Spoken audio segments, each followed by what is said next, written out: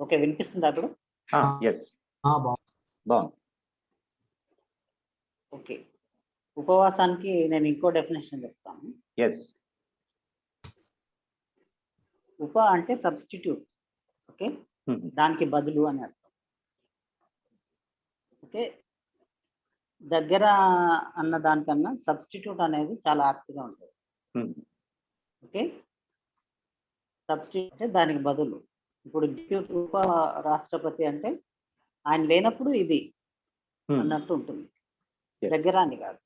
Okay, ఉపరాష్ట్రపతి, ఉప ముఖ్యమంత్రి అంటే ఏంటి? ఆయన తర్వాత లేకపోతే ఆయన లేనప్పుడు ఈయన డ్యూటీస్ చేస్తాడు, సబ్స్టిట్యూట్. ఓకే, ఉప అంటే సబ్స్టిట్యూట్. ఓకే, ఉపవాసం అంటే మనకు తెలుసు, మనం చేస్తున్నాము అది వాసం.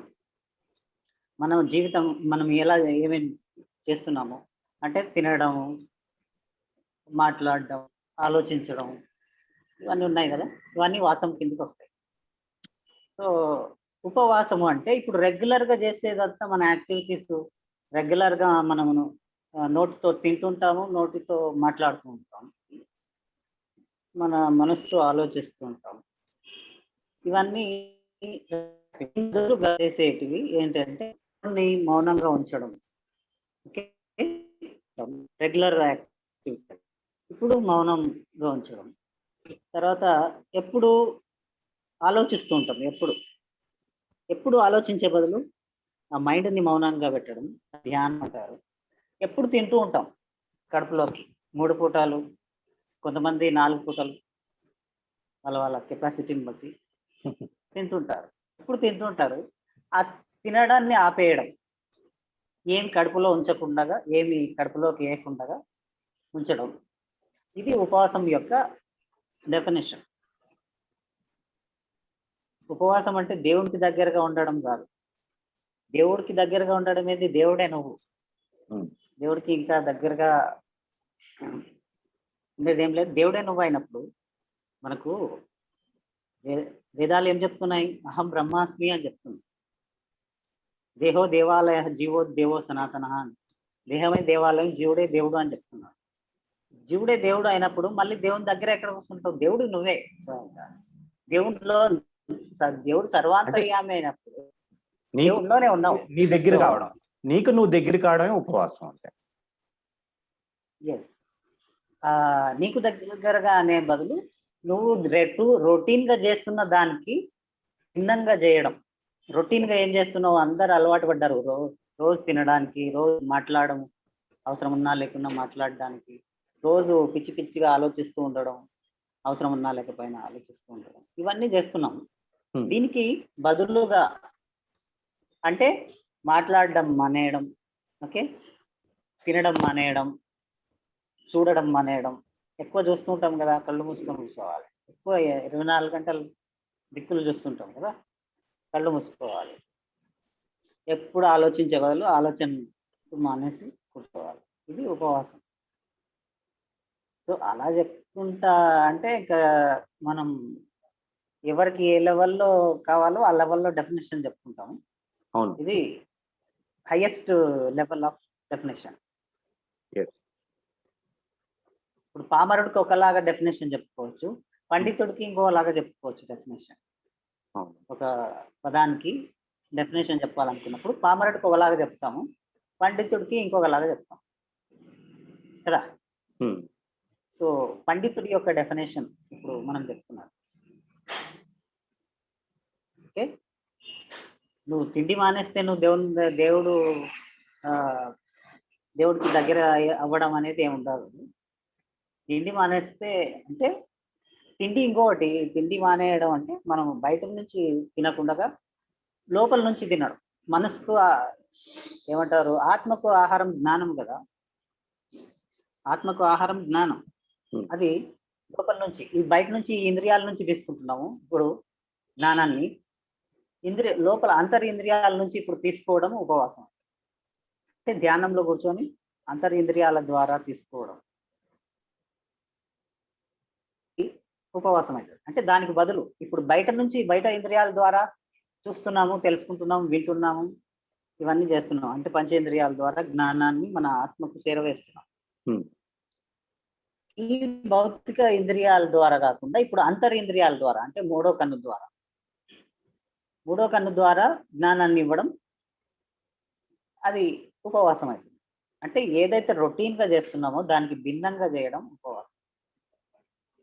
భిన్నంగా చేయడం అంటే విపరీతంగా చేయడం అనేది అలా తీసుకోకూడదు.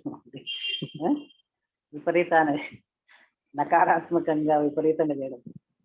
భిన్నం వేరు, విపరీతం అంటే వేరు. అక్కడ అన్నట్టు బ్రేక్ ద రొటీన్ చేస్తున్నాం, అలా చెప్పచ్చా? బ్రేకింగ్ ద రొటీన్, రొటీన్ గా మనం చేస్తున్నది కాకుండా దానికంటే కొంచెం డిఫరెంట్ గా చేయడం, సంథింగ్ లైక్ దట్ కదా. ఇది సామాన్యులకు. వాళ్ళు మామూలుగా యోగులు అయితే ఎప్పుడు ధ్యానంలో ఉండే వాళ్ళకి మళ్ళీ అట్లా ఉండదు. రెగ్యులరే. అవును, రెగ్యులర్ గా చేసేవాడికి బయట దాంతో ఇదేం ఉండదు. అంటే మనం భౌతికంగా విహరించే వాడికి ఆ భౌతిక లక్షణాలు ఉంటాయి. మన ఆత్మలో విహరించే వాడికి, అంటే ధ్యానంలో చేసి ఆత్మ విహరించే వాడికి వీళ్ళు ఒక డిఫరెన్సెస్ వేరేగా ఉంటాయి. ఖచ్చితంగా ఈ రెండు డిఫరెన్సెస్ ఉంటాయి.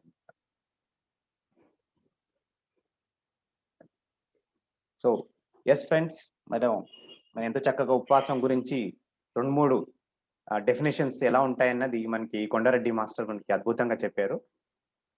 సో ఇప్పుడు మన రెగ్యులర్ ఆదివారం సెషన్ కి మరి భగవద్గీత చెప్పుకుంటున్నాం. దాని తర్వాత ఇప్పుడు భారతం చెప్పుకుంటున్నాం. భారతం మానవ జీవన యొక్క మహాజ్ఞాన రథం మనం చెప్పుకుంటున్నాం. సో దాని నెక్స్ట్ పార్ట్ మరి ఇవాళ మనకి కొండారెడ్డి మాస్టర్ చెప్తారు.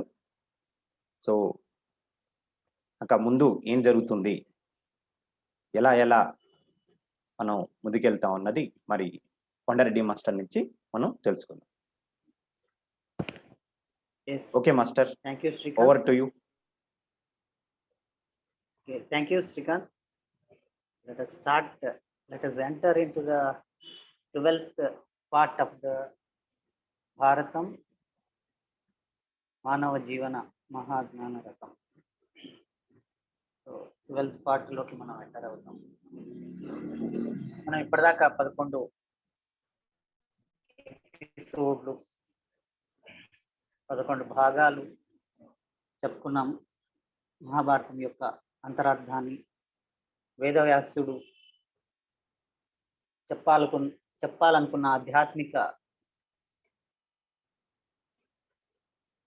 విషయాలను, అంతర్లీనంగా ఉన్న ఆధ్యాత్మిక విషయాలను మనం చర్చించుకుంటూ వస్తున్నాం. దేన్నైతే, ఏ కాన్సెప్ట్నైతే చెప్పాలని ఆ కథ రాశాడో, ఏ విషయాల గురించి మనకు తెలియపరచాలనుకున్నాడో దాన్ని మనం డీకోడ్ చేస్తూ, ఆ కథలోంచి డీకోడ్ చేసుకుంటూ మనం అసలైన అర్థాన్ని, ఏ అర్థమైతే మన జీవితంలో మార్పు వస్తుందో ఆ అర్థాలని మనం తెలుసుకుంటున్నాం.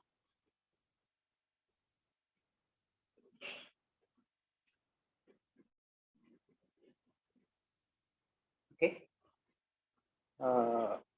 మనం లాస్ట్ వీక్ ద్రౌపది పుట్టుక గురించి చర్చించుకున్నాం. ద్రౌపది గత జన్మ గురించి చర్చించుకున్నాము. ద్రౌపది అక్కడ పాంచాలంలో జన్మించింది. ద్రౌపదితో పాటు యజ్ఞగుండంలోంచి మరి దృష్టద్యుమ్నుడు వచ్చాడు. ద్రౌపది దేనికి ప్రతీక అని చెప్పుకున్నామంటే, ద్రౌపది మరి సమత్వానికి, యోగత్వానికి ప్రతీక అని చెప్పుకున్నాం. ఓకే, అంటే ఇప్పుడు ధర్మరాజు అక్కడ, వీళ్ళు ఆ లక్క ఇంటికి నివాసానికి రావడానికి కారణం ఏమిటి? అవమానాలను భరించలేక ధర్మరాజు దుర్యోధను ద్వారా జరుగుతున్న అవమానాలని భరించలేక చంచలమైపోయాడు. ఆయన దేనికి ప్రతీక? ఆయన స్థిరత్వానికి ప్రతీక. యుధిష్ఠిరుడు అంటే యుద్ధంలో కూడా చలించని వాడు అన్నది అర్థం. అలాంటి వాడు అలాంటి వాడు కూడా చలించిపోతున్నాడు. అంటే అలా ఉండాల్సిన వాడు చలించిపోతున్నాడు. ఎలా ఉండాలి? ఆయన యుద్ధంలో కూడా చలించకూడదు. ఆయన దేనికైతే ప్రతీక ఉన్నాడో ఆ ప్రతీక ప్రకారం ఆయన యుద్ధంలో కూడా చలించకూడదు. అంత స్థిరంగా ఉండాలి యుధిష్ఠిరుడు అంటే ధర్మరాజు. ఓకే. కానీ దుర్యోధనుడు వల్ల జరిగే అవమానాలకి తట్టుకోలేకపోతున్నాడు. దుర్యోధనుడు అసాంప్రదాయబద్ధంగా ఉన్న వాటిని అవమానిస్తున్నాడు. ఓకే. భీష్ముడిని అవమానించడం అంటే సంప్రదాయాన్ని అవమానిస్తే ఈయన దాన్ని భరించలేకపోతున్నాడు. ఎవరు?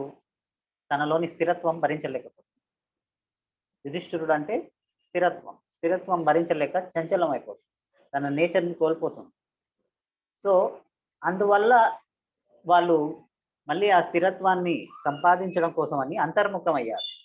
సబ్కాన్షియస్ మైండ్లోకి వాళ్ళు ట్రావెల్ చేయడం మొదలుపెట్టారు. ఓకే. ఆ లక్క ఇల్లు అదంతా చెప్పుకున్నాం కదా. సో ఇప్పుడు వాళ్ళు ఆ లక్క ఇంటిలోంచి వాళ్ళు ఎక్కడికి వెళ్ళారు? ఆ స్వరంగం ద్వారా మరి అడవుల్లోకి వెళ్ళారు. ఇక్కడ పాంచాలంలో మరి ఆయన యజ్ఞం చేసి ద్రుపదుడు యజ్ఞం చేసి మరి ద్రోణాచార్యుడిని చంపగలిగిన చంపగలిగిన శక్తి ఉన్నవాడిని కొడుకుగా పొందాలని యజ్ఞం చేశాడు. అందులో ఆయనకు మరి దుష్టద్యుమ్నుడు అనే కొడుకు వచ్చాడు. ద్రౌపది అనే కూతురు వచ్చింది. ద్రౌపదిని యజ్ఞసేని అని కూడా అంటారు. ఓకే. ద్రౌపది అంటే సమత్వం, యోగత్వం. ఓకే. యోగత్వం జన్మించింది అక్కడ. ఓకే. ఇప్పుడు వీళ్ళు అంటే మళ్ళీ వీళ్ళ దాకా వచ్చలేదు. అక్కడ జన్మించింది, వీళ్ళ దాకా వచ్చలేదు. ఇప్పుడు ధర్మరాజుకి ఎప్పుడు స్థిరత్వం వస్తుందంటే ద్రౌపదితో పెళ్ళి అయినప్పుడే వస్తుంది. ఎందుకంటే ఆమె ఏమిటి ప్రతీక? యోగత్వానికి ప్రతీక. యోగత్వం వచ్చినప్పుడే స్థిరత్వం వస్తుంది. యోగత్వం లేకుంటే స్థిరత్వం ఉండదు. స్థిరత్వం చంచలత్వాన్ని తీసుకుంటుంది, రూపాంతరం చెందుతుంది, అవమానాలని భరించలేదు. సో ఆ సమత్వం అంటే అవమానాల్ని సమంగా తీసుకునే దాని పేరే యోగత్వం. ఓకే. ఆ స్థితి యోగత్వంలోనే మనము అవమానాలని, జయాపజయాలని అన్నింటినీ సమానంగా తీసుకోగలుగుతాం. ఓకే.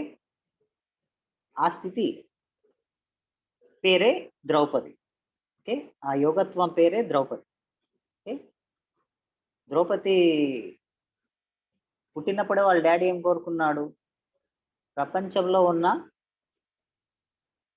అవమానాలన్నీ ఈమెకి రావాలి, అపకీర్తులన్నీ ఈమెకి రావాలి, కానీ మళ్ళీ ఈమె కీర్తించబడాలి, ఈమెను పవిత్రంగా అందరూ చూడాలి, అపవిత్రత అంతా ఈమెకు ఆపాదించబడాలి, కానీ ఈమెను పవిత్రంగా చూడాలి అని కోరుకున్నాడు. ఆయన ఎలాంటి కూతురు కావాలి అన్న. ఓకే. ప్రపంచంలో ఉన్న అపవిత్రత అంతా ఈమెకు ఆపాదించబడాలి, కానీ మళ్ళీ అందరూ పవిత్రంగా చూడాలి. చాలా విరుద్ధమైన ఆలోచనలతో ఆయన కోరుకున్నాడు. సో అదంతా ద్రౌపది గత జన్మ గురించి కూడా చెప్పుకున్నాము. ఓకే. ద్రౌపది గత జన్మలో ఆ 5 మందిని ఎందుకు పెళ్లి చేసుకోవాల్సి వచ్చింది? ఆ 5 మంది ఎవరు?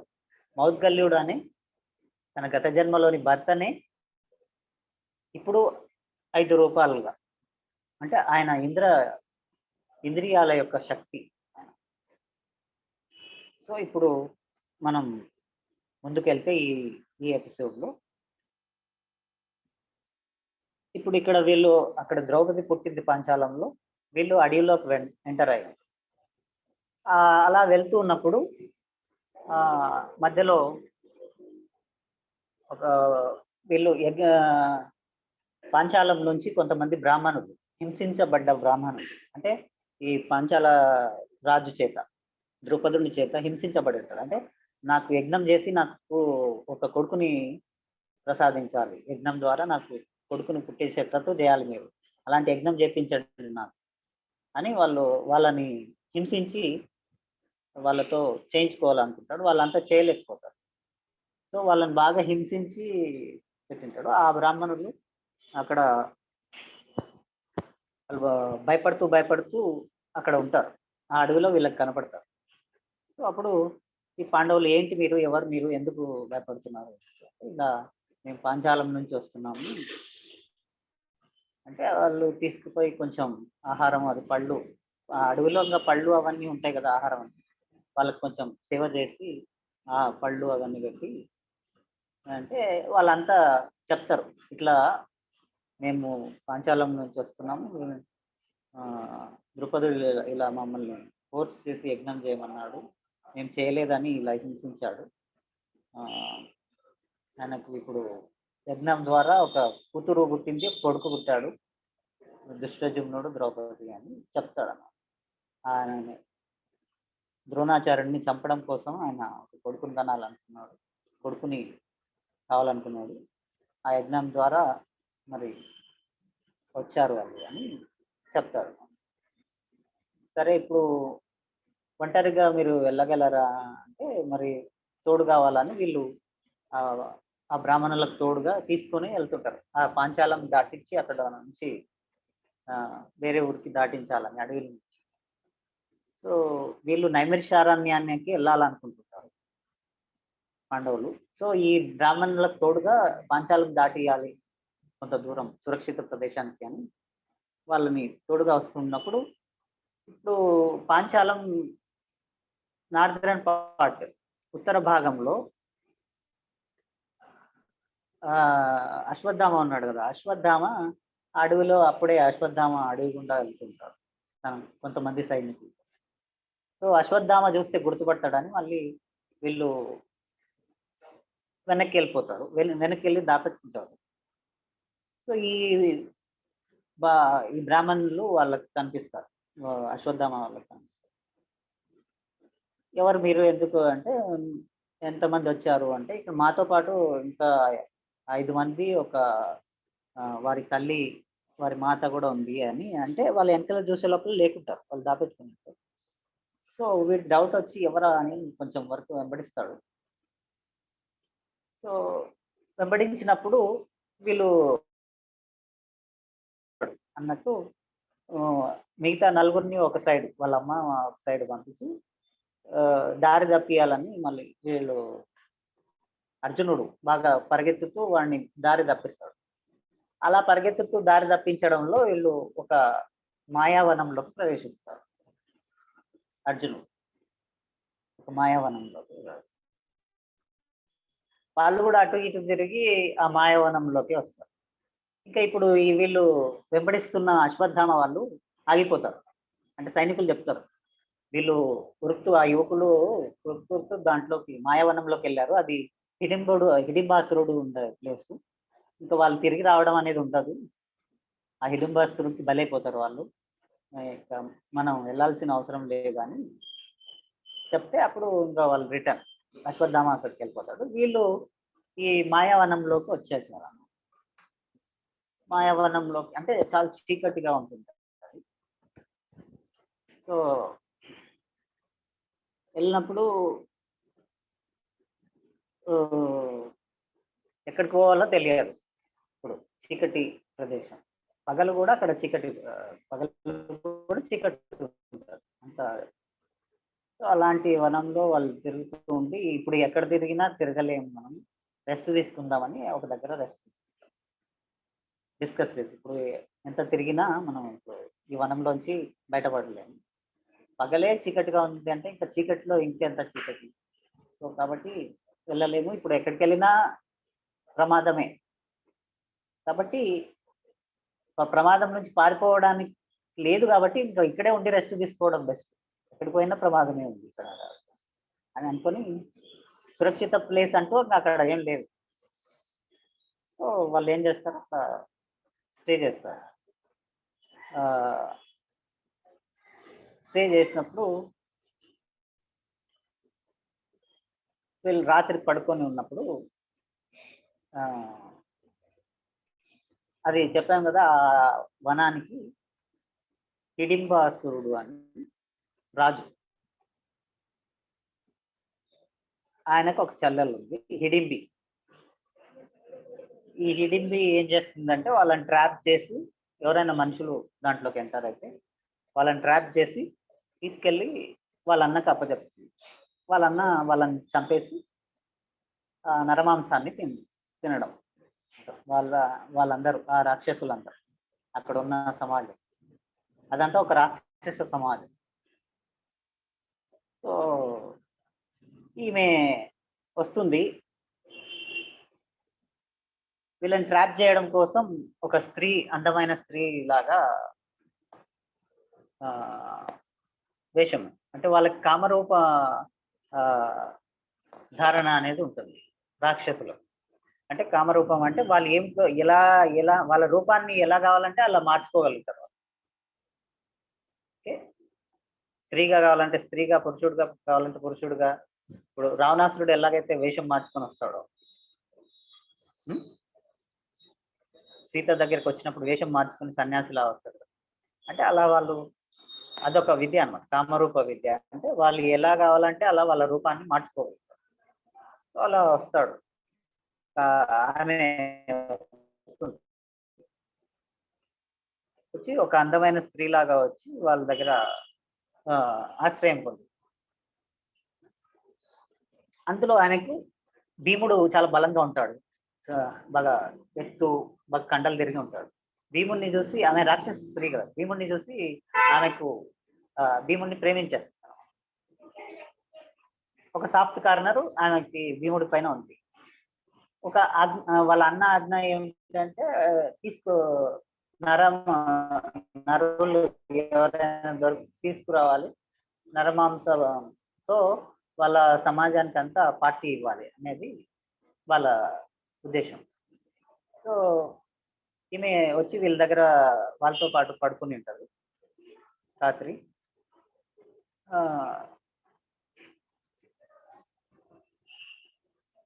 మెల్లగా రాత్రి వాళ్ళ అన్న ఎంతసేపటికి తీసుకురాకపోతే, ఈమెకు కొంచెం సాఫ్ట్ కార్నర్ వచ్చింది కదా ఈయన మీద, భీముడి మీద.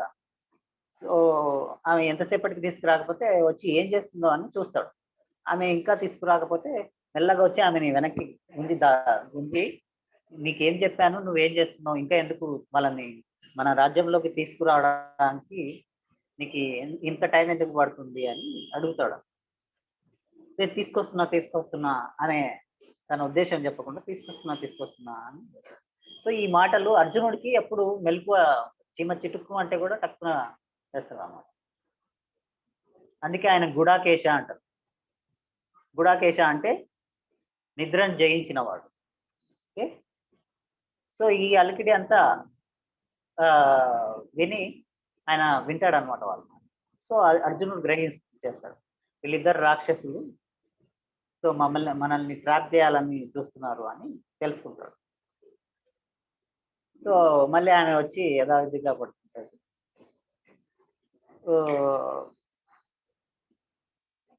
ఆ శబ్దాల వల్ల వాళ్ళంతా లేసేసి ఇక్కడ నుంచి పోవాలి అంటే, నేను దారి చూపిస్తాను, నేను మీకు దారి చూపిస్తాను, నాకు ఇది తెలుసు బాగా అని చెప్తే అక్కడ నుంచి పోవడానికి వెళ్తూ ఉంటారు. ఇది ఇది సేఫ్ ప్లేస్ కాదు, ఇక్కడ నుంచి వెళ్ళిపోవాలి. వెళ్ళిపోతూ ఉంటే మధ్యలో ఈయనకు తెలుసు, ఎవరికి, అర్జునుడికి, ఇక్కడ పోతే ఇది హిడింబాసురుడు వస్తుంది, ఇక్కడ వస్తే బయటికి పోతాం. ఆమె బయటికి తీసుకెళ్ళడానికి ట్రై చేస్తాడు. ఈయనకి అతడు ఇటేమో కదా అని చూపిస్తాడు. ఇటేమో కదా అంటే, ఇటు పోతే ఇలా హిడింబాసురుడు ప్రమాదంలో పడతాము అని అన్నప్పుడు, ఈ విషయం నీకు ఎట్లా తెలుసు ఇది అన్నప్పుడు ఆమె బయట పడుతుంది. ఏమి, ఇట్లా మా అన్ననే హిడింబాసురుడు చెప్తాడు అనమాట అర్జున్. ఈమె రాక్షస స్త్రీ, ఈమె అంటే ఎలా గుర్తుపట్టామంటే, ఆమె తినేటప్పుడు కూడా వాళ్ళందరూ భోజనాలు చేస్తుంటారు వాళ్ళు. ఆ తినేటప్పుడు కూడా ఆమె తినే విధానం, ఒక రాక్షస స్త్రీ ఎలా తింటుంది అప్పుడు చెప్తారు, నీతో పాటు పోటీ పడి తినిందంటే నీకు ఇంకా అర్థం కాలేదా అని చెప్తాడు. అంటే భీముడితో పోటీ పడాలంటే ఇంకొక రాక్షసులే అలా భీముడున్నారు. సో ఆ రాక్షస స్త్రీ అని అర్థమైపోతుంది. మళ్ళీ మమ్మల్ని ఎందుకు రక్షించాలనుకుంటున్నావు అంటే చెప్తుంది. అర్జునుడు చెప్తాడు, నీ మీద ఇష్టపడింది అన్నయ్య. సో సరే, ఇప్పుడు తీసుకుపోకపోతే ఈమెను శిక్షిస్తాడు. కాబట్టి ఎందుకు మమ్మల్ని తీసుకెళ్ళు, మేము చూసుకుంటాం మీ అన్నయ్య సంగతి అని. వాళ్ళు వద్దు వద్దు అంటూ, ఆమె వద్దు వద్దు అంటున్నా కానీ వాళ్ళు దాంట్లోకి వాళ్ళ ఏరియాలోకి ప్రవేశిస్తే చెల్లెలే తీసుకొచ్చింది అనుకుంటారు వాడు. సో ఇప్పుడు ఏంటి, వాళ్ళు వీళ్ళని పట్టి నరమాంసం వాళ్ళందరికీ వాళ్ళ సమాజానికి పెట్టాలనేది. సో అలా పట్టాలంటే వీళ్ళందరూ మెలకువగా ఉన్నారు, అందులో బలమైన వాడు ఉన్నాడు. సో యుద్ధానికి ఆహ్వానిస్తారు. యుద్ధానికి ఆహ్వానించినప్పుడు ఆ యుద్ధంలో హిడింబాసురుణ్ణి భీముడు చంపేస్తాడు.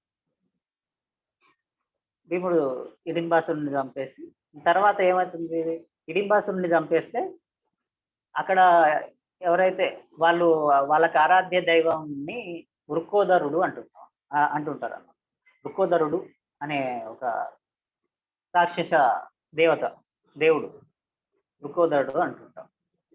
సో ఈ రాజును కూడా వృక్కోదరుడు అంటుంటారు, వాళ్ళ సమాజం యొక్క రాజు. అంటే ఈ హిడింబాసురుడిని కూడా వృక్కోదరుడు అని ఇంకో పేరు. సో అలా చచ్చిపోతే ఎవరైతే చంపుతారో వాళ్ళ రాజుని మళ్ళీ చంపిన వాడు రాజు కావాలి. అంటే ఇప్పుడు భీముడు చంపాడు కాబట్టి భీముడు రాజు వాళ్ళకి. వాడు వాళ్ళ స్త్రీని పెళ్లి చేసుకోవాలంటే ఈ చెల్లెల్ని పెళ్లి చేసుకోవాలి. సో అట్లా వాళ్ళ సాంప్రదాయం. సో ఇప్పుడు నువ్వు చంపావు కాబట్టి నువ్వు మా రాజు అని వాళ్ళు అంటారు. ఈయన రాజుని చేస్తారు. ఓకే, ఈయన రాజుని చేసి ఈమె మరుసటి రోజు ఈయనకు పెళ్లి చేయాలంటే ఈయనకు రాక్షస స్త్రీతో పెళ్లి ఏంటి అంటే తప్పదు, ఇలా ఎవరైతే చంపుతారో వాళ్ళు వాళ్ళ చెల్లెల్ని పెళ్లి చేసుకోవాలి, వాళ్ళలో ఆయననే రాజు అవ్వాలి. అంటే అది కాక ఈమె ప్రేమించింది కదా, ఆమె అలాంటిది కాదు, ఆమెకు కొంచెం రాక్షస గుణాల కన్నా కొంచెం మంచి గుణాలు ఉన్నాయి. ఓకే, రాక్షస గుణాల కన్నా డిఫరెంట్గా ఉన్నాయి. ఆమెకు సాఫ్ట్ సున్నితమైన మనస్సు ఉంది, ప్రేమించే గుణం ఉంది, ఇదంతా ఉంది కదా. కాబట్టి ఆమెని అది కాక ప్రేమించింది కాబట్టి అప్పుడు కుంతికి ఆమె బ్రతిమాలితే కుంతిని ఒప్పిస్తే, సో ఆ కుంతి ఆర్డర్కి ఇంకా భీముడు ఓకే అంటాడు. ఎప్పుడైనా వాళ్ళు కుంతి ఏం ఆర్డర్ ఇచ్చినా సరే వాళ్ళు ఓకే అంటారు. సో చేసుకోమని చెప్తారు. అయితే మేము ఎక్కువ కాలం ఇక్కడ ఉండలేము అన్నప్పుడు ఆమె కండిషన్ ఒప్పుకుంటారు. ఒక కొడుకు పుట్టేంత వరకు మీరు ఇక్కడ ఉండండి, ఒక కొడుకు పుట్టిన వెంటనే మీరు వెళ్ళిపోవచ్చు, నేనేం అభ్యంతరం చెప్పను అని ఆ హిడింబి చెప్తున్నాను. సో పెళ్ళవుతుంది. పెళ్ళయి ఇక్కడ వీళ్ళు ఇంకా అక్కడే కొడుకు పుట్టేంత వరకు అక్కడే కాపురం అదంతా జరుగుతుంది. తర్వాత ఒక కొన్నాళ్లకు హిడింబికి ఒక కొడుకు పుడతాడు. ఆ కొడుకు పుడితే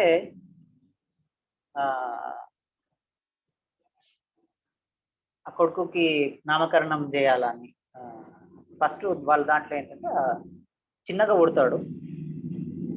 తండ్రి రక్తంతో ఇలా తిలకం దిద్దిన వెంటనే వాడు పెద్ద యువకుడు అయిపోతాడు. సో అలా చెప్తుంది, వీడు ఇప్పుడు చిన్న బాలుడుగా ఉన్నాడు కదా, మీరు తిలకం దిద్దితే రక్తంతో పెద్దగా అవుతాడు నాదా అని చెప్తే, సరే ఆయన రక్తంతో నా తిలకం దిద్దామని పెద్దగా అయిపోతాడు. అంటే ఒక యువకుడు లాగా, అంటే పుట్టిన 2-3 రోజులకే యువకుడు అయిపోతాడు. ఎప్పుడైనా సరే అది ఆయన రక్తం దిద్దంగానే వాడు యువకుడు అయిపోతాడు. ఆయన రూపం ఎలా ఉంటుంది, బాగా భారీగా ఉంటుంది, కాకపోతే తల మీద వెంట్రుకలు ఉండవు, ఖాళీగా ఉంటుంది. సో ఇప్పుడు నామకరణం చేయి నాదా అని ఆమె హిడింబ తండ్రి నామకరణం చేయాలన్నమాట. భీముడిని అడుగుతుంది నామకరణం చేయాలి. నీ పుత్రుడికి నామకరణం చేయాలి. ఇప్పుడు ఆయన చూసి, ఆయన రూపం చూసి మొత్తం తల అంతా గుండు ఉంది కాబట్టి ఆయన ఘటోద్గచుడు అని నామకరణం. నా కొడుకు తల అంతా ఒక ఘటం వల్లే ఉంది కాబట్టి ఘటోద్గచుడు అని పేరు పెడతాడు అన్నమాట, ఘటోద్గజ్. సో అతను ఘటోద్గజ్. ఈయననే నెక్స్ట్ ఫ్యూచర్లో యుద్ధంలో చాలా కీ రోల్ ప్లే చేస్తాడు అన్నమాట ఘటోద్గజ్. సో ఘటోద్గజుడు పుట్టాడు. ఘటోద్గజుడు ఎవరు, ఈ హిడింబుడు ఏమిటి అని మనం డీకోడ్ చేస్తే, ఇప్పుడు మనం ఏం చెప్పుకున్నాము, అక్కడ వాళ్ళు ఆ పైన ఉండే రిపీటెడ్ థాట్స్ ని వాటితో ఫైట్ చేయకుండా లోపలికి వచ్చేసారు, డీపర్ లోయర్ ఆఫ్ మైండ్ లోకి వచ్చారు. వచ్చినప్పుడు ఓకే, చాలా డీపర్ లేయర్ మైండ్ లోకి వచ్చినప్పుడు ఈ అడవిలో ఆ మాయావనంలోకి వెళ్ళినప్పుడు హిడింబాసురుడు దానికి ఉన్నాడు. అంటే డీపర్ లేయర్ అంటే dark space of the mind. అక్కడికి వెళ్ళినప్పుడు అక్కడ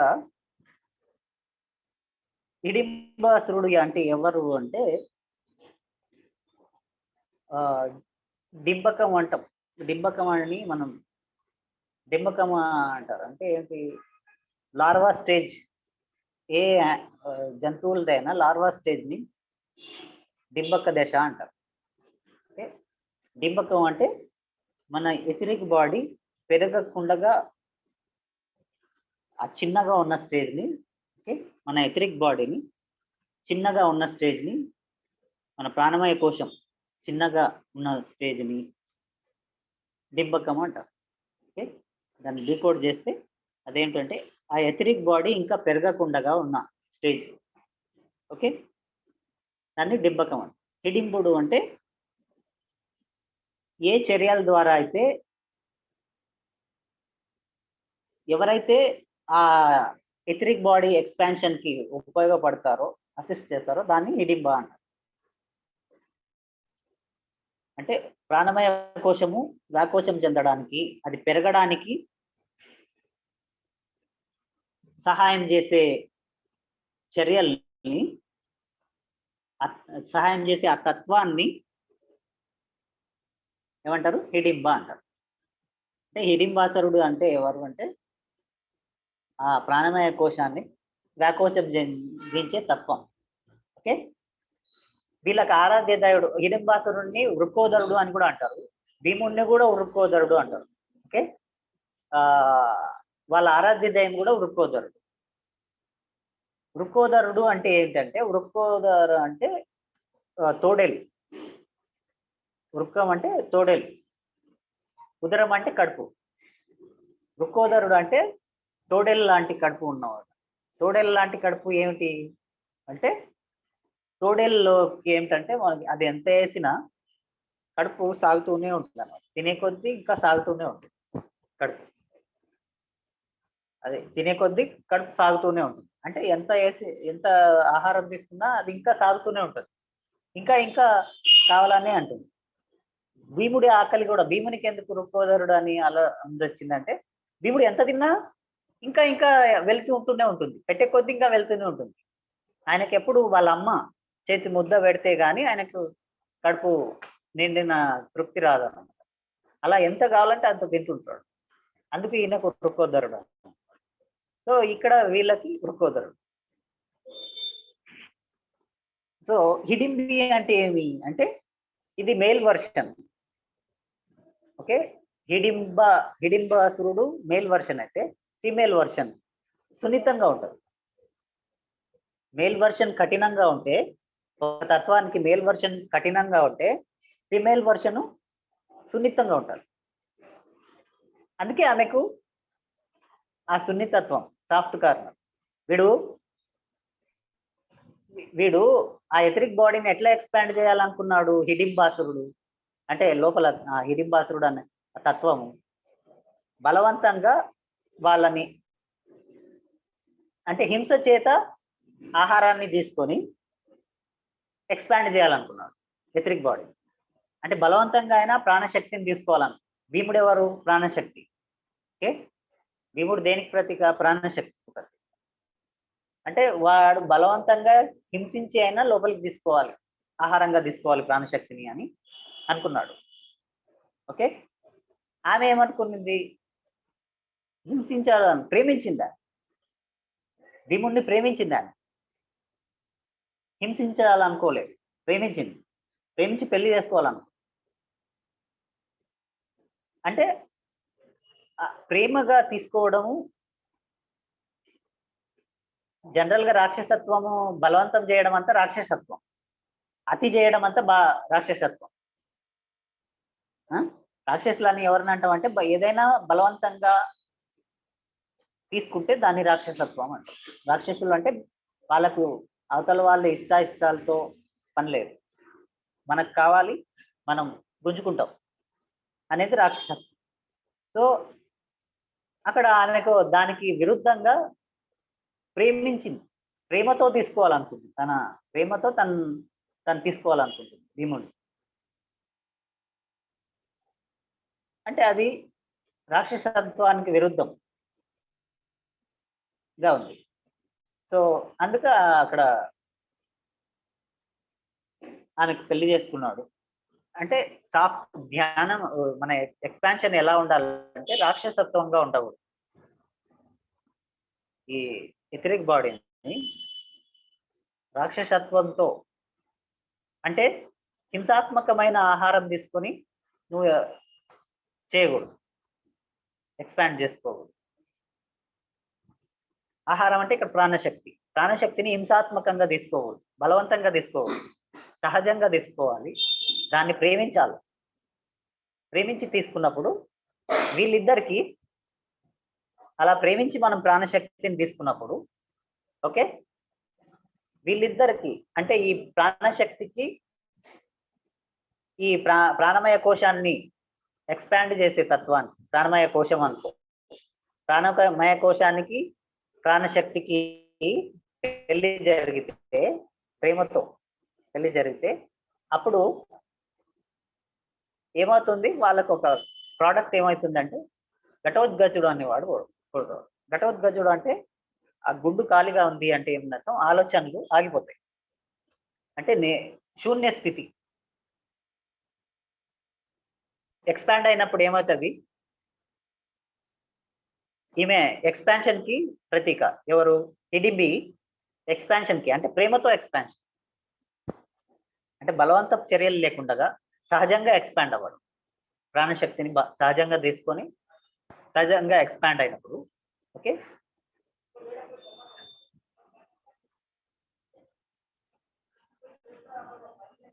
అప్పుడు వాళ్ళకు అంటే మనం సహజంగా మనము ఎప్పుడైతే ఈ ప్రాణశక్తిని తీసుకుంటామో, ఎప్పుడైతే మన ఎథరిక్ బాడీ ఎక్స్పాండ్ అవుతుందో, ఓకే, అప్పుడు మనకు ఆలోచన రహిత స్థితి ఏర్పడుతుంది. ఘటోద్గజుడు అంటే ఆలోచన రహిత స్థితి ఏర్పడుతుంది. ఓకే, ఆలోచన రహిత స్థితి ఏర్పడుతుంది అని అర్థం. అప్పుడు అప్పటిదాకా వాళ్ళు ఇంకా మైండ్లో ట్రావెల్ చేస్తూనే ఉన్నారు. అప్పటిదాకా ఆలోచనలు ఉన్నాయి. ఇప్పుడు ఘటోద్గజుడు పుట్టినప్పుడు ఆలోచన రహిత స్థితి ఏర్పడింది. ఆలోచన రహిత స్థితియే ఘటోద్గజుడు. ఓకే, ఎలా? ప్రాణశక్తిని తీసుకోవడం ద్వారా. ఓకే, ప్రాణశక్తిని తీసుకొని ప్రాణమయ కోశాన్ని వ్యాకోచింపజేయడం వల్ల, ఎక్స్పాన్షన్ ఆఫ్ ఎథరిక్ బాడీ ద్వారా ఆలోచన రహిత స్థితి ఏర్పడుతుంది. అక్కడ శిఖండికి కూడా ఉంది.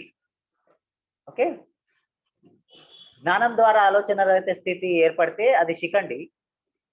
ప్రాణశక్తిని తీసుకోవడం ద్వారా ఆలోచన రహిత స్థితి ఏర్పడితే అది ఘటోద్గజ. ఓకే, సో ఇప్పుడు ఆ ఆలోచన రహిత స్థితి ఏర్పడింది. ఓకే, ఇప్పుడు ఇక్కడ నుంచి వీళ్ళు ఇంకా కొడుకు పుట్టాడు కదా. కొడుకు పుట్టిన తర్వాత ఈ స్టోరీలో కొడుకు పుట్టిన తర్వాత ఏమై వీళ్ళు ఇక్కడ నుంచి వెళ్ళిపోవాలి. వీళ్ళు పర్మనెంట్ గా ఇక్కడ ఉండాలని లేదు, వీళ్ళు ఇక్కడ నుంచి వెళ్ళిపోవాలి. వీళ్ళ కార్యము బయట ఉంది. సో ఇక్కడ నుంచి వెళ్ళిపోవాలి అంటే మళ్ళీ ఆమెకు వెంటనే యాక్సెప్ట్ చేస్తుంది, ఆమెనే రెడీగా అవుతుంది. నాకు కొడుకు పుట్టంగానే ఇంకా ఏం అబ్జెక్షన్ లేకుండా పంపించేయాలి అని. ఇంకా ఆమె మీ స్మృతులతో నేను మీ కొడుకుని పెంచుకుంటూ నేను బ్రతుకుతాను, హాయిగా ఉంటాను అని చెప్తుంది. సో వీడ్కోలు తీసుకొని అక్కడ నుంచి వాళ్ళు పంచ పాండవులు, కుంతి అక్కడ నుంచి బయలుదేరుతారు ఆ వనం నుంచి. ఘటోత్కచుడు ఏం చెప్తాడంటే, తండ్రి మీరు ఎప్పుడైనా సరే మీకు అవసరమైనప్పుడు నన్ను 3 సార్లు తలుచుకోండి చాలు, నేను మీకు వెంటనే మీ దగ్గరికి ప్రత్యక్షం అవుతాను అని చెప్తాడు ఘటోత్కచుడు. అర్థమవుతుందా? సో ఘటోత్కచుడు ఆ మాట ఇచ్చిన తర్వాత వాళ్ళు అక్కడ నుంచి బయలుదేరుతారు. సో బయలుదేరి అక్కడ నుంచి ఏకచక్రాపురం అని ఉంటుంది, ఏకచక్రాపురంకి వెళ్తారు. ఏకచక్రాపురంలో వెళ్తున్నప్పుడు ఒక బ్రాహ్మణుల ఇంట్లో వీళ్ళు ఆశ్రయం తీసుకుంటారు. వీళ్ళు కూడా బ్రాహ్మణుల వేషంలోనే ఉన్నారు కదా. సో వాళ్ళు ఒక బ్రాహ్మణ కుటుంబం వీళ్ళకు ఆశ్రయం ఇస్తుంది, ఉండండి అని. సో వీళ్ళు వాళ్ళ ఇంట్లో ఆ ఏకచక్రాపురంలో కొన్నాళ్ళు ఉంటారు. ఉన్నప్పుడు ఒకరోజు వీళ్ళకి ఆశ్రయం ఇచ్చిన వాళ్ళు కూడా బ్రాహ్మణులే. వాళ్ళ ఇంట్లో అందరు ఏడుస్తూ ఉంటారు. వీళ్ళు కృతజ్ఞతగా ఏమన్నా చేయాలని ఎప్పుడు కుంతి ధర్మరాజు అనుకుంటూ ఉంటారు, మనకు ఆశ్రయం ఇచ్చారు కదా వీళ్ళు అని. అయితే ఒకరోజు ఆ ఏడుపులు వినపడంగానే ఏమైందో చూడమని అడిగినప్పుడు, ఎందుకు ఏడుస్తున్నారు అని అడిగితే, ఇట్లా ఈ ఊరు అవతల ఒక రాక్షసుడు ఉన్నాడు, బకాసురుడు అనే రాక్షసుడు ఉన్నాడు. ఆయన వచ్చి ఆ గట్టు మీద ఊరి మీద పడి అందరినీ తినేస్తుంటే మేమంతా ఊరంతా కలిసి ఒక ఒప్పందం చేస్తున్నాం, ఆ ఊర్లోకి రాకూడదు, నువ్వు అక్కడే ఉండాలి ఊరవతల గట్టులో. మేమే నీకు 15 రోజులకు ఒకసారి ఒక 2 బండిల అన్నము, 2 ఎద్దులు, సరే 2 బండులు, అదే బండి అన్నము, 2 ఎద్దులు, బండి కడతారు కదా ఎద్దులు, ఒక మనిషి బండిని నడిపే మనిషి నీకు ఆహారంగా పంపిస్తాం, మేమే వాలంటీర్గా ఆహారంగా పంపిస్తాం అని ఒప్పందం చేస్తుంది. నువ్వు ఊర్లోకి వచ్చి అటాక్ ఎవరిని చేయకూడదు అనేది ఒప్పందం చేస్తుంది. సో ఆ ఒప్పందం ప్రకారం ఇప్పుడు అంటే ప్రతి ఇంట్లో ఒకరు పోవాలన్నమాట ఆహారంగా. అట్లా ఒక్కొక్కరి ఇల్లు అలా వస్తున్నప్పుడు ఈసారి ఈ బ్రాహ్మణులు ఎవరైతే ఈ పాండవులు ఆశ్రయం తీసుకున్నారో ఆ బ్రాహ్మణుల ఇంట్లో వీళ్ళు వీళ్ళ వంతు వచ్చింది, ఈ బ్రాహ్మణుల వంతు వచ్చింది. సో వీళ్ళ పుత్రులను పంపించాలంటే వాళ్ళకి ఇప్పుడు బాధ కదా, కొడుకుని ఆహారంగా పంపించాలంటే వాళ్ళకు బాధ కదా. సో కాబట్టి ఆ బాధతో వాళ్ళంతా ఏడుస్తున్నారు. సో ఇది అది అంటే, ఓహో దీనికి ఏడుస్తున్నారా మీరు అని కుంతి, నాకు 5 మంది కొడుకులు ఉన్నారు, నా కొడుకుల్ని పంపిస్తానులే, మీరు ఎందుకు అంటే, అయ్యో మీకు ఆశ్రయం ఇచ్చాము మేము, మీరు మా అతిథులు, అతిథులతో మాకు వచ్చిన కష్టాన్ని మేము పంచుకోవడం అది సరి అయిన పద్ధతి కాదు, మా కష్టాలు ఏవో మేము పడతాము, మీకేం వద్దు అంటే, అదేం లేదు, మీకు ఎప్పటి నుంచో మేము రుణం దొరుకుకోవాలనుకుంటున్నాం, నాకు 5 మంది కొడుకులు ఉన్నారు, ఒకడు పోయినా ఇంకా 4 ఉంటారు అంటే, అట్లా ఏం లేదు అని అంటే, లేదు నా కొడుకు చాలా బలవంతుడు, వాడు ఎలాగైనా బతికి వస్తాడు, మీరేమి చింతించకండి, నా కొడుకుని పంపిస్తాను అని వాళ్ళని ఒప్పించి, ఇప్పుడు ఏం చేస్తారంటే ఆ బండిలో ఆహారం అంతా నింపేసి ఎద్దుల్ని కట్టి భీముడిని పంపిస్తారు. భీముడు ఆ ఆహారాన్ని అంతా ఈయన భోంచేస్తారు. ఆ బండి అన్నం అంతా ఈయన తినేస్తాడు. తినేసి ఉత్త బండి తీసుకుపోయి ఆయన వస్తే, నాకు పంపించిన ఆహారాన్ని నువ్వు తినేసి నా దగ్గరనే ఇంత ఉన్నావా అని వాడు భీముడిని అటాక్ చేస్తాడు. వాళ్ళిద్దరి మధ్య బాగా ఫైట్ జరుగుతుంది. యుద్ధంలో ఆ బకాసురుడిని భీముడు చంపేస్తాడు. సో భీముడు చంపేస్తే ఇంకా ఆ ఊరికి ఉన్న పీడ పోయింది. సో వాళ్ళకి ఇప్పుడు ఏ చింత లేదు. ఇంకా అక్కడ నుంచి వాళ్ళు నెక్స్ట్ జర్నీ ఆ ఏకచక్రాపురం నుంచి వాళ్ళు మళ్ళీ నైమిషారణ్యంలోకి వెళ్ళిపోయి, ఇప్పుడు ఇక్కడ వీళ్ళ గురించి ఇంకా ఫేమస్ అయిపోయారు కదా, వీళ్ళ అందరి దృష్టి వీళ్ళ మీద పడుతుంది. ఎవరు వీళ్ళు, ఇంత శక్తివంతులు, ఎక్కడి నుంచి వచ్చారు, ఏమిటి అన్ని ఇప్పుడంటే ఊరికే ఆశ్రయంలో ఉన్నారు. అప్పటిదాకా ఏదో బ్రాహ్మణులే అనుకున్నారు. ఇప్పుడు ఒక బకాసురుణ్ణి అంతటి రాక్షసుని చంపిండు అంటే వీళ్ళు బ్రాహ్మణులకు అంత శక్తి ఎక్కడిది, బ్రాహ్మణులైనా వీళ్ళు ఎక్కడి నుంచి వచ్చిండు, ఇవన్నీ ఆరాలు చేస్తారు కదా. సో వీళ్ళు ఏమంటే మళ్ళీ వాళ్ళ ఒరిజినల్ రూపంలోకి రాకూడదు, మేము బతుకున్నామని తెలియకూడదు అనేది వాళ్ళ ఉద్దేశం. సో వాళ్ళు అక్కడి నుంచి మళ్ళీ బయలుదేరుతారు, ఏకచక్రపురం నుంచి బయలుదేరుతారు. సో ఈ ఏకచక్రాపురం అంటే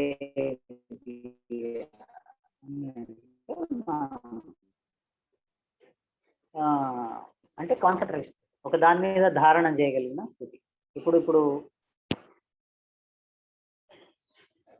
అయితే ఒక దాని మీద ధారణ చేయడానికి అడ్డుగా ఏమున్నాడు అంటే బకాసురుడు ఉన్నాడు.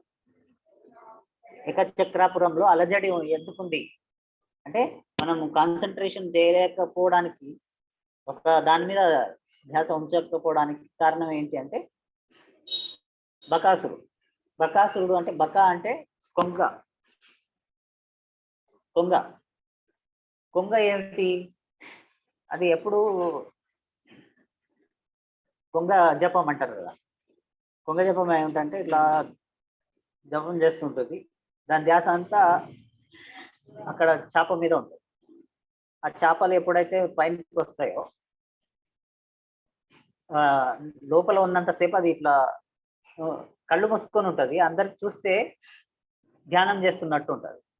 ఓకే, కానీ దాని ధ్యాస అంతా ఎక్కడ ఉంటుంది, కళ్ళు మూసుకొని ఉంటుంది, అందరు చూస్తే బాగా ధ్యానం చేస్తుంది అనుకుంటారు, కానీ దాని ధ్యాస అంతా ఎక్కడ ఉంటుంది, ఆ లోపల నీళ్ళ లోపల ఉన్న చేప మీద ఉంటుంది.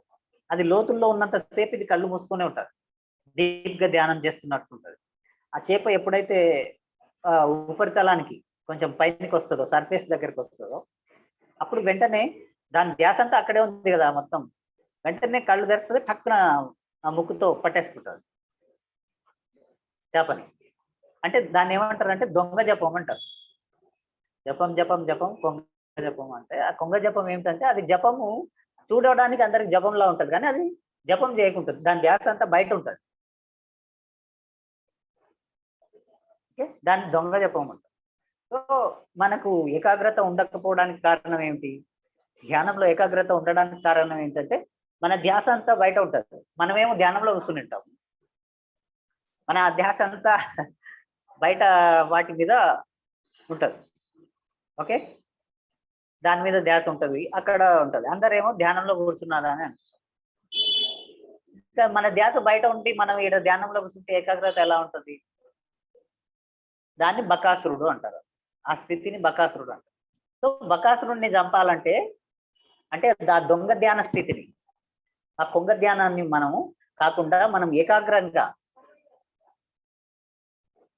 మన ధ్యాస ఏకాగ్రంగా ఉండాలంటే ఏం జరగాలి అంటే మనము భీముళ్ళం కావాలి. భీముడు అంటే ఎవరు, ప్రాణశక్తి. అంటే మన ప్రాణశక్తి పెరిగితే ఆటోమేటిక్ గా మన యొక్క ధ్యాస బయటికి పోకుండా స్థిరంగా ఉంటుంది. మన ఆలోచనలు బయటికి చంచలంగా ఎప్పుడు ఉంటాయంటే శక్తి లేనప్పుడే చంచలంగా ఉంటుంది మన మనస్సు స్థిరం కావాలంటే ప్రాణశక్తి వచ్చినప్పుడు ఆటోమేటిక్ గా ఆ తక్కువ స్థాయి ఆలోచనలన్నీ తగ్గిపోయి ఆటోమేటిక్ గా స్థిరమైన ఆలోచనలు, ఇంకా స్థిరత్వం అనేది వస్తుంది, ఏకాగ్రత అనేది వస్తుంది. మనసుకు శక్తి పెరిగినప్పుడు మనసుకి ఏకాగ్రత పెరుగుతుంది. దేని మీద కావాల్స్తే దాని మీదనే పెట్టగలరు. సో అది ఏకచక్రాపురము, బకాసురుడి కథ. అంటే ఇవన్నీ మన లోపల జరిగే, మన మనస్సులో జరిగే చర్యలు అన్నమాట. సో అక్కడ నుంచి వాళ్ళు బయలుదేరారు, నైమిషారణ్యంకి వెళ్ళాలని అక్కడ నుంచి బయలుదేరారు వాళ్ళు. ఓకే, ఎవరు? పాండవులు, కుంతితో సహా. సో ఇక్కడ వీళ్ళు హస్తినాపురంలో వీళ్ళకు భీష్ముడికి వీళ్ళకి హిడింబాసురుడు చనిపోయిందని తెలుస్తుంది. హిడింబాసురుడికి అంటే కొంచెం కాన్ఫిడెన్స్ వస్తుంది. హిడింబాసురుడిని చంపాడంటే ఎవరు చంపగలరు హిడింబాసురుడిని? హిడింబాసురుడిని చంపాలంటే ఒక భీముడే చంపాలి. అంటే ఇంతకుముందు కూడా చెప్పింటాడు, ఎవరు? విదురుడు చెప్పింటాడు, ఆయన అస్థికలు లాగా వాళ్ళ శస్త్రాలని వేసేసి బాధపడుతూ ఉంటే వాళ్ళేం చనిపోయి ఉండరు వాళ్ళు. వాళ్ళకి నేను కొన్ని హింట్స్ ఇచ్చాను. అయినా అర్జునుడు వీళ్ళంతా అంత దుర్బలులు కాదు, అగ్నికి ఆహుతులు కానికే. సో వాళ్ళకి హింట్స్ ఇచ్చాను, వాళ్ళు తప్పించుకుని ఉంటారు అని అప్పుడు విదురుడు చెప్పి ఉంటాడు.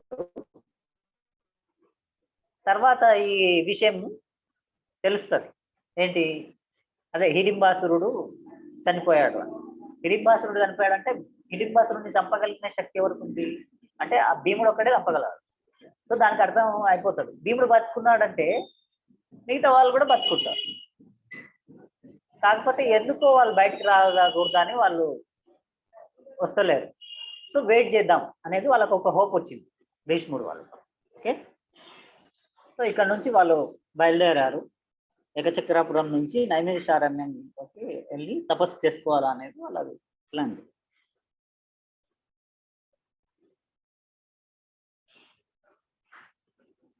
అయితే ఇక్కడ ఇప్పుడు పాంచాలంలోకి వద్దాం. వీళ్ళు ఇక్కడ బయలుదేరారు. పాంచాలంలో ఏం జరుగుతుంది అంటే, ఆ పాంచాలంలో ద్రౌపది పుట్టింది. ద్రౌపది ఇష్టం లేదు ఎవరికి? ద్రుపదుడికి. ఆయనకు కావాల్సింది ఏమిటి? ఆడపిల్ల శిఖండి ఉంది. ఫస్ట్ మొదటి నుంచి శిఖండి మళ్ళీ ఏదో సాధించేస్తుంది. శిఖండి వరంతో పుట్టింది అని, భీష్ముడిని చంపడానికి పుట్టింది అని అనుకున్నారు. సో తనకి అందుకోసమే తన సేనాధిపతిని కూడా చేశాడు. కానీ పాండవుల చేత చిత్తుగా ఓడిపోయింది కదా. ఓకే, కాబట్టి ఇంకా ఆడవాళ్ళల్లో అంత శక్తి, శౌర్యం ఉండదు నాకు విజయాన్ని సాధించేంత. ద్రోణాచార్యుడి వాళ్ళ చేతనే, ద్రోణాచార్యుడి శిష్యుల చేతనే ఓడిపోయింది. తను ఓడిపోయిండు, తన కూతురు. ఇంకా ఆడవాళ్ళకి అంత నాకు విజయాన్ని ఇచ్చేంత శక్తి ఉండదు అని ఆయన డిసైడ్ అయ్యి తన కొడుకు కావాలని యజ్ఞం చేశాడు. అయితే ఆ ఋషులు ఏం చెప్పారు? నీకు కొడుకు కాదు కూతురు ఉంది, నీకు ప్రాప్తించాల్సింది కూతురు ఉంది, కొడుకు కాదు అని చెప్పారు. కాదు నాకు కొడుకే కావాలంటే, సరే కొడుకు నీ ఇప్పిస్తాము, కానీ కొడుకుతో పాటు కూతురును కూడా యాక్సెప్ట్ చేస్తేనే అని వాళ్ళ ఒప్పందం. సో దాన్ని బలవంతంగా ఆయన యాక్సెప్ట్ చేయాల్సి వచ్చింది, కూతురుని, ద్రౌపదిని. ఫస్ట్ దృష్టద్యుమ్నుని తీసుకున్నాడు. ఓకే, తర్వాత ద్రౌపది వచ్చింది. ద్రౌపది అంటే ఇష్టం లేదు, ఆమె ఏం చేస్తుంది అనే అది. అయితే ద్రౌపది పుట్టేటప్పటికి అక్కడ కృష్ణుడికి తెలిసిపోయింది. అంటే ఆమె రుక్మిణికి చెప్తాడు అనమాట. రుక్మిణి బాధపడుతుంటే రుక్మిణి అరే అంటే ఆయన అర్జునుడు వీళ్ళంతా, అర్జునుడు హెల్ప్ చేసింటాడు కదా అప్పుడు రుక్మిణిని లేచిపోయి పెళ్లి చేసుకోవడానికి. సో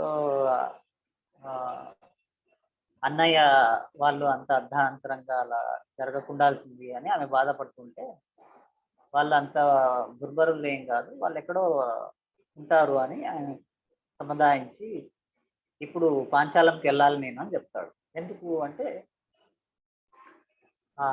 అక్కడ ఒక గొప్ప శక్తి జనించబోతుంది. ఆ శక్తియే ఈ ఆర్యావర్తనం అంటే అప్పుడు ఈ నార్దర్న్ పార్ట్ ఆఫ్ ఇండియా మొత్తం. దాన్ని ఎందుకు అంటే అక్కడ ఆర్యులు అంటే ఎవరంటే ఒక సివిలైజ్డ్, ఒక నాగరికతతో జీవిస్తున్న రాజ్యాలన్నమాట. నాగరికత ఆర్యులు అంటే. ఇక్కడ సదరన్ పార్ట్ లో అంతా కొంచెం నాగరికత అంతగా డెవలప్ కాని ప్రదేశాలు. అంటే ఇక్కడ ఎక్కడ రాక్షసులు ఉండేవారు. ఇప్పుడు మనకు సుగ్రీవుడు దగ్గర వాళ్ళు ఉన్నప్పుడు కొంచెం అనాగరికత కనిపించదు వాళ్ళ దాంట్లో. సుగ్రీవుడు వీళ్ళంతా. తర్వాత ఈయన సదరన్ పార్ట్ అంటే దక్షిణ భారతదేశం అంతా రాక్షసులతో నిండు. ఇదంతా భీకరమైన అడవులు రాక్షసులతో ఉండేది. ఈ రామాయణంలో చూస్తుంటే మనకు ఇక్కడ అంతా ఇది అడవి. ఇప్పుడు ఇక్కడ మనకు భద్రాచలము ఇదంతా అడవి. ఈ అడవిలో రావణాసురుడి ఏరియా, రావణాసురుడి పాలన ఉండేది అదంతా మన దక్షిణ ఇదంతా. సో అంటే రాక్షసులు భయంకరమైన వాళ్ళు అంతా ఉండేవాళ్ళు. అనాగరికులు, అడవి జాతుల వాళ్ళంతా జీవించేవాళ్ళు. సో ఈ ఉత్తర భారతదేశం అంతా ఆర్య సమాజం. అంటే ఆర్యులు అనేవాళ్ళ వాళ్ళు. అక్కడ నుంచి రాముడు వస్తూ ఉంటే ఆర్యులు వస్తున్నారు అని అంటారు. హనుమంతుడు వాళ్ళంతా. ఆర్యులు అంటే ఏంటి అంటే ఒక సివిలైజేషన్, అంటే నాగరికత బాగా అభివృద్ధి చెందిన వాళ్ళు అన్నారు. ఓకే, అర్థమవుతుందా? సో అంటే బాగా సిస్టమ్ బాగా డెవలప్ అయిన వాళ్ళు. సో ఆర్యావర్తం అంటే మొత్తం ఈ సివిలైజ్డ్ రాజ్యాలు ఏవైతే ఉన్నాయో వాటిని అన్నింటినీ ఆర్యావర్తం అంటారు. సో అట్లా ఆర్యావర్తనం అంతా ఒక ధర్మస్థాపన కోసం ఒక గొప్ప శక్తి పాంచాలంలో జన్మించబోతుంది, నేను పోయి కలవాలి అక్కడ అని రుక్మిణికి చెప్తాడు అన్నట్టు. అంటే ఒక గొప్ప శక్తి అక్కడ జన్మించబోతుంది పాంచాలంలో. ఓకే, చెప్పి బయలుదేరుతాడు ఆయన. ద్వారక నుంచి పాంచాలంకి బయలుదేరు. ఇక్కడ ఏం జరుగుతుందంటే పాంచాలిని కేర్ చేయకుండా ఆయన ఉంటాడు ద్రౌపదుడు. అయితే శిఖండిని అప్పుడు ఏం చేస్తాడంటే శిఖండిని అంతకుముందు దుష్టద్యుమ్నుడు వీళ్ళు పుట్టకముందు శిఖండిని తన రాజ్యానికి సేనాధిపతిగా నియమించుతాడు కదా. సో ఆ సేనాధిపతి పదవి ఆమెకు తీసేసి దుష్టద్యుమ్నుని నియమిస్తాడు. సో అది ఒక అవమానం శిఖండి. ఆమె బాధపడుతుంటుంది. సో అది చూసి ద్రౌపది అట్లా చేయకూడదు కదా, నేను చెప్తలే మన తండ్రికి, స్త్రీని అట్లా తక్కువ అంచనా వేయడం, స్త్రీలో కూడా శక్తి ఉంటుంది, ఒకసారి ఓడిపోయినంత మాత్రాన అలా తక్కువ అంచనా వేయడం ఏంటి అని నేను చెప్తాను, వింటాడు మన తండ్రి అని ఆమె ద్రౌపది వచ్చి తండ్రిని అడుగుతుంది. ఇట్లా శిఖండి అక్కయ్యకి అవమానం చేయడం అది ధర్మం కాదు కదా, ఇలా తీసేయడం. స్త్రీ ఏమి అబల కాదు, తను కూడా యుద్ధ విద్యలలో ఆరితేరింది ఆమె అని చెప్తే, నువ్వు నాకు చెప్పాల్సిన అవసరం లేదు అని ద్రౌపదిని కూడా అవమానిస్తాడు. నువ్వు నాకు చెప్పాల్సిన అవసరం లేదు, నువ్వు ఎక్కువగా మాట్లాడితే నువ్వు కూడా గెట్ అవుట్, నువ్వు నా రాజ్యంలో ఉండొద్దు అని ఆమెని బయటికి పంపించేస్తాడు. ద్రౌపదిని కూడా బయటికి పంపిస్తుంది. ద్రౌపది ఆ అవమాన భారంతో వెళ్ళిపోతుంది. ద్రౌపది అప్పుడే పుట్టింటుంది కాబట్టి తనకి ఏం పెద్దగా ప్రాపంచిక విషయాలు తెలియవు. ఆమె శిఖండి ఆపుతుంది, నీకు ప్రాపంచిక విషయాలు ఏమి తెలియవు కదా, మళ్ళీ నువ్వు బయటకు వెళ్తే ఎలా బ్రతకగలవు అంటే, ఆమె ఈ అవమానం భరించి ఇక్కడ ఉండే కన్నా వెళ్ళిపోవడం బెస్ట్ అని వెళ్ళిపోతుంది. వెళ్ళిపోయి ఒక నదిలో దిగుతూ ఉంటుంది. అప్పుడే కృష్ణుడు వస్తాడు. కృష్ణుడు వస్తుంటాడు. వచ్చి ఎవరో నువ్వు నువ్వు నేను ఇక్కడ నా రాజ్యంలో నువ్వు ఇలా చేసుకోకూడదు ఆ, అని చెప్తే, నీ రాజ్యం ఏమిటి అంటే, నేను ఇప్పుడు పోయి ఈ రాజ్యాన్ని యుద్ధం చేసి ఈ రాజ్యాన్ని హస్తగతం చేసుకోబోతున్నాను అని ద్రౌపదికి చెప్తాడు. నువ్వు ఒక్కడివే వెళ్ళి ఇంత రాజ్యాన్ని గెలుచుకొస్తావా అంటే, ఆ ఆ, చేస్తాను, చూద్దువు గాని అంటాడు. చూద్దు కానీ అని చెప్పి, నా రాజ్యంలో ఇట్లాంటివి ఏం జరగకూడదు అంటే, ఆమెకు కొత్తగా ఏంటి ఒక్కడు ఇంతమందిని ఈ రాజ్యాన్ని అటాక్ చేసి రాజ్యాన్ని హస్తగతం చేసుకుంటాను అని చెప్తున్నాడు, నా మీద కూడా అధికారం చెలాయిస్తున్నాడు, నా రాజ్యంలో ఇలాంటివి ఏం జరగదు అని అని ఆమెకు కొంచెం ఎంతూజియాజం వస్తుంది. ఆమె వెనకలో వస్తూ ఉంటుంది. ఈయన వెళ్తాడు. వెళ్ళి అక్కడ నుంచి ద్రోణాచార్యుడికి కబురు పంపించాడు, నువ్వు పాంచాలానికి వచ్చేసేయి. పాంచాలం అంటే ఇప్పుడు 2 భాగాలుగా విడిపోయింది కదా. కాంపిలియంలో వీళ్ళు ఉంటారు, పాంచాలంలోని దక్షిణ పార్ట్లో కాంపిలియ రాజధానిగా. కాంపిలియానికి నువ్వు వచ్చేసేయి అని ఎవరు ద్రోణాచార్యుడికి కబురు పంపించారు. కృష్ణుడు వచ్చి ద్రోణాచార్యుడు వచ్చి అంటే దృష్టజుమ్నుడు వీళ్ళంతా ఎదురవుతారు. నా కోసం నువ్వు నన్ను చంపడానికి కోసము నువ్వు యజ్ఞం చేసి కొడుకుని పొందావంట కదా, కంగ్రాచులేషన్స్ అని చెప్తాడు. నువ్వు ఒక్కడివే వచ్చి ఇప్పుడు తిరిగి వెళ్ళగలని అనుకుంటున్నావా ఏమి అని కంగ్రాచులేషన్స్ చెప్పి ఆయన వెళ్ళిపోతూ ఉంటే, అటాక్ చేయమని దృష్టజుమ్నుడికి చెప్తాడు. మీరు నన్ను అటాక్ చేయొచ్చు, నేనేమి మిమ్మల్ని అడ్డగించాను, మీ ఇష్టం మీరు నేనైతే యుద్ధం చేయను మీతో, నేను నిన్ను ఫ్రెండ్గా భావిస్తున్నా, నువ్వు చేయాలనుకుంటే నన్ను అటాక్ చేయొచ్చు, ఏమైనా చేయొచ్చు, నాకేం మీ మీద అవి ఏం లేవు అని చెప్పి ఆయన తిరిగి వెళ్ళిపోతుంటాడు. దృష్టజుమ్నుడికి అటాక్ చేయమని ఆయనకి ఆర్డర్ ఇస్తాడు ద్రౌపదుడు.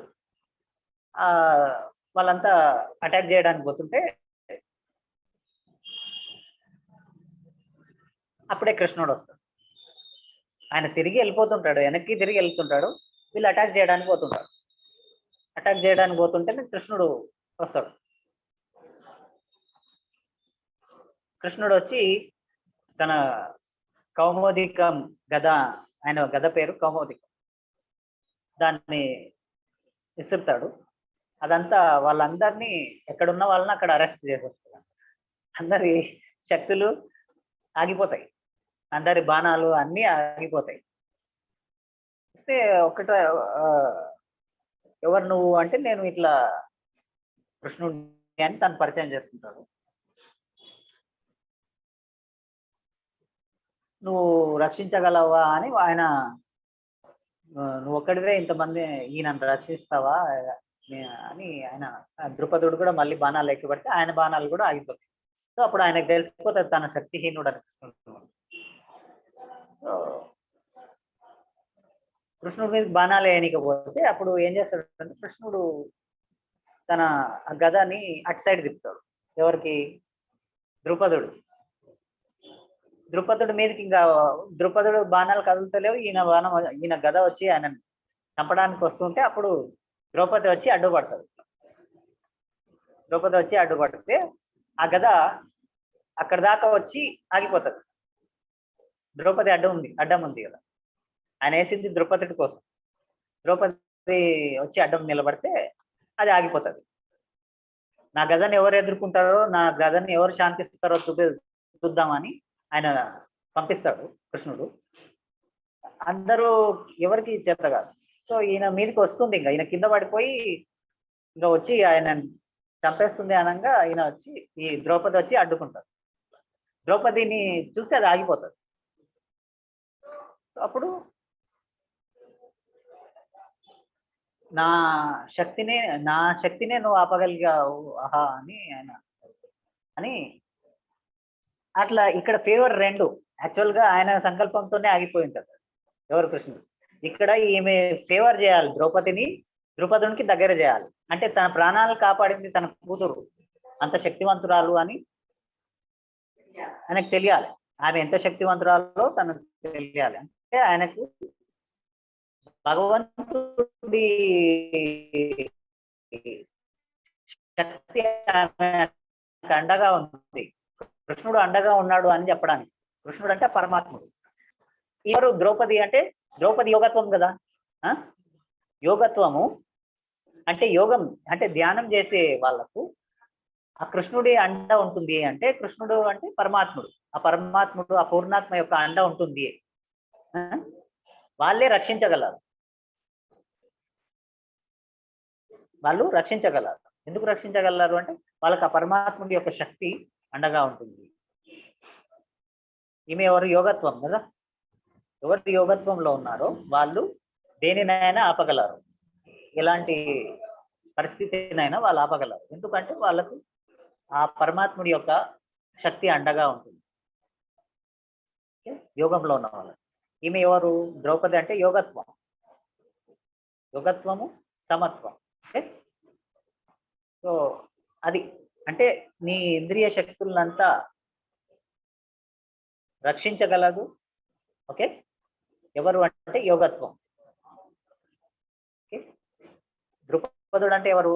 ఆ మొత్తం పంచ ఇంద్రియాల యొక్క శక్తి యొక్క ధామం. ఆ పంచ ఇంద్రియాల శక్తి ఎక్కడ ఉంటుందో దాని యొక్క సోర్స్ అన్నమాట ద్రుపదుడు అంటే. ఓకే. పంచాలానికి రాదు అంటే అది. సో ఆ పంచ ఇంద్రియాల యొక్క శక్తిని కాపాడగలిగింది ఎవరు అంటే యోగం కాపాడు. ఓకే. సో యోగం చేయకపోతే నీ శక్తి క్షీణించిపోతుంది. నీ పాపాలకి, నీ అహంకారానికి అవి క్షీణించిపోతాయి. ఓకే. అలా కాకుండా దాన్ని కాపాడేది ఎవరు అంటే యోగం. సో అలా అయిన తర్వాత ఆయన సరెండర్ అయిపోతాడు కృష్ణుడికి. ద్రుపదుడు సరెండర్ అయిపోతాడు. సో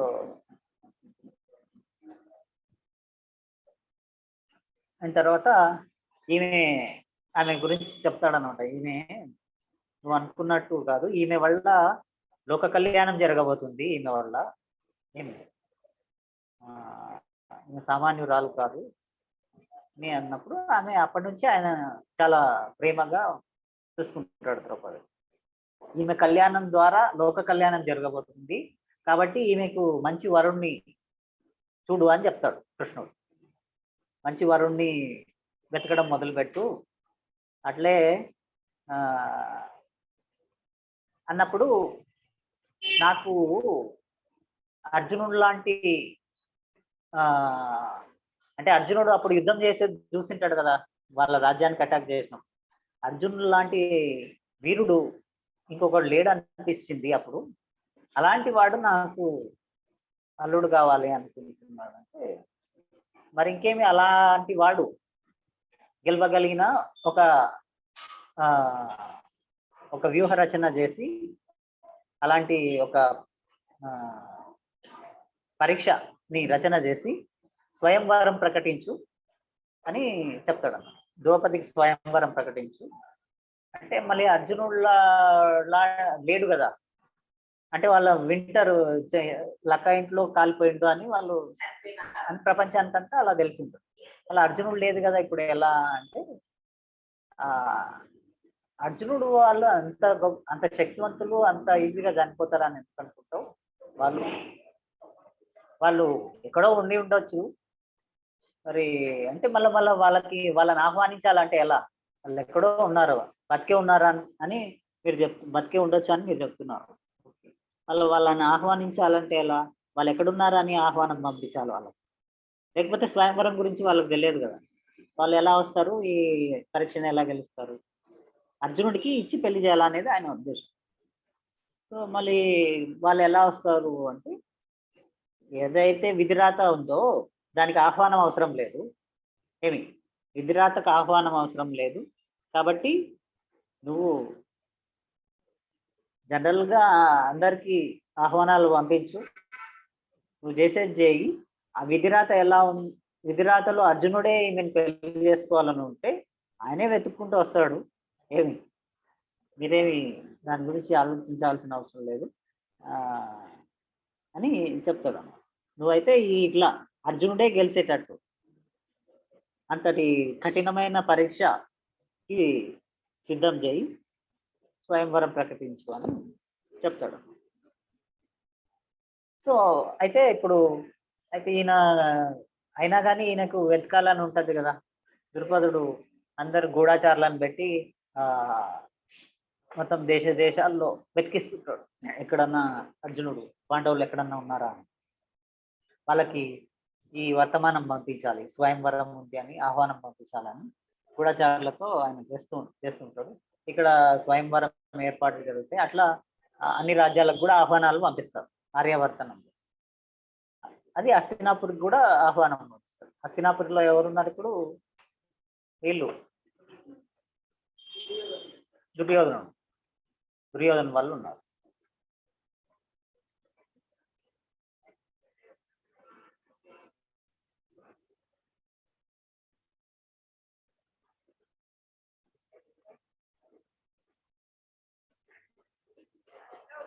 ఇంకా 8 నిమిషాలు ఉంది వీడికి. మనం స్వయంవరం నెక్స్ట్ వీక్ చెప్తున్నామా? స్వయంవరం గురించి మనం నెక్స్ట్ వీక్ చెప్తున్నాం. ఓకే, ఇందులో ఇక్కడ ఏమైనా అడగాల్సిన క్వశ్చన్స్ ఏమైనా ఉంటే ఆన్లైన్లో ఉన్న వాళ్ళు, జూమ్లో కానీ ఇక్కడ ఉన్న వాళ్ళు అయినా అడగవచ్చు. 10 నిమిషాలు.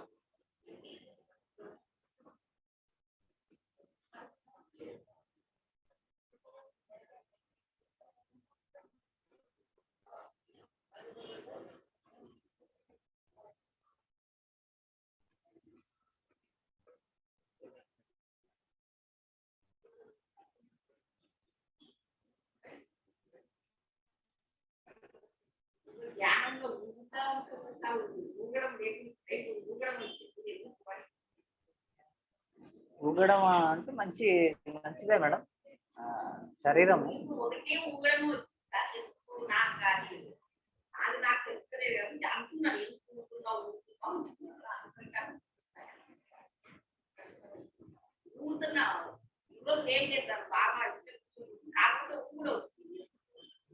వస్తూ ఉంది అంటే మీ సూక్ష్మ శరీరం విడువడడానికి ప్రయత్నం చేస్తుంది.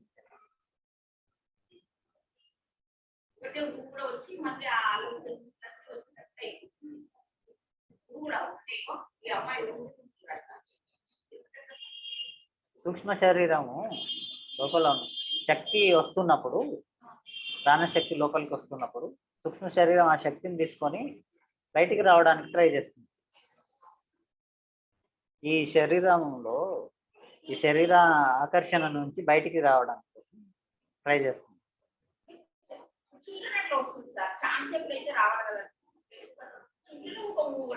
మీరు ఇన్ని రోజుల నుంచి సాధన చేస్తున్నారు కదా, బాగా శక్తి వస్తుంది.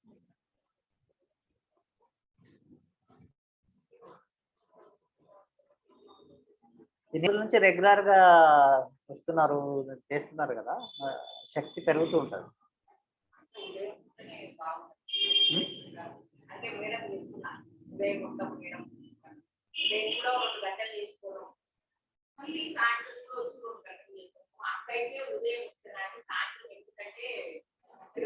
భయపడుతుంది సార్. ఆదివారం మన క్లాస్ లోపు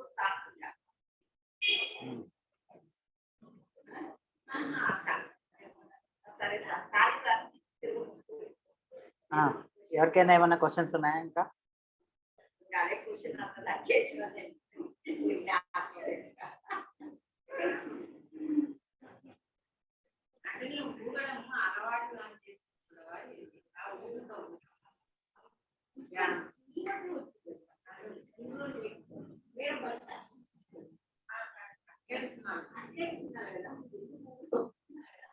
అవునండి, ఇంకెవరు జూమ్ లో లేరు. సో ఇంకా స్టాప్ చేసేనా? ఓకే, లైవ్ స్టాప్ చేస్తాను. Okay, thank you. సో ఎట్లా ఉంది?